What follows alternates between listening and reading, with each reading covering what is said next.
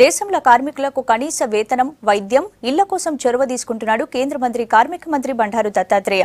43 కార్మిక చట్టాలను 4 లేబర్ కోడ్గా విడగొట్టి కేబినెట్కు పంపినామన్నాడు. వలస కార్మికుల కోసం ఒక ఐపీ 2 ఆసుపత్రుల పథకాన్ని మొదలుపెట్టినామన్నాడు దత్తాత్రేయ.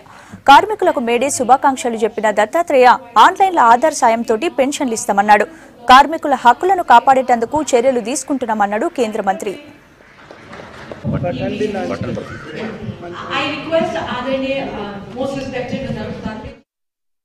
దేశంలో ఉన్నటువంటి కార్మికులందరికీ నేను హృదయపూర్వకంగా శుభాకాంక్షలు తెలియజేస్తున్నాను.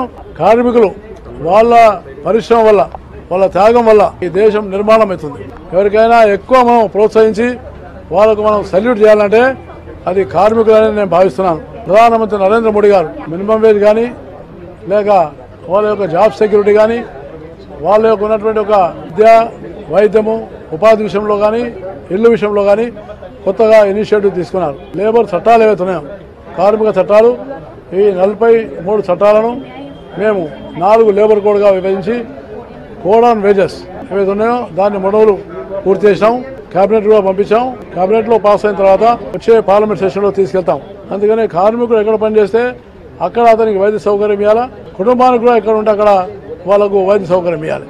ఆ రకంగా దాదాపుగా మా దగ్గర 12 కోట్ల మంది కార్మిక పరివారాలు మా దగ్గర ఈఎస్ఐలో నమోదని వాళ్ళందరికీ ఈ యొక్క లాభం పొందుతుంది.